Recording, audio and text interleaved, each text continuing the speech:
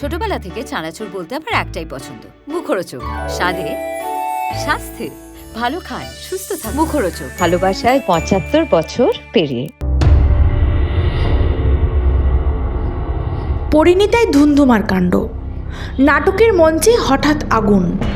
চলছিল নাটক, আর এই নাটকে জোকার সেজেছে রায়ান, যাকে দেখে চেনাই দেয়। দিব্যি চলছিল শো, কিন্তু হঠাৎ করে লাগা আগুনে তুমুল হইচই সৃষ্টি হলো সেটে। কি ঘটল, কিভাবে হলো শুটিং, দেখে নিন।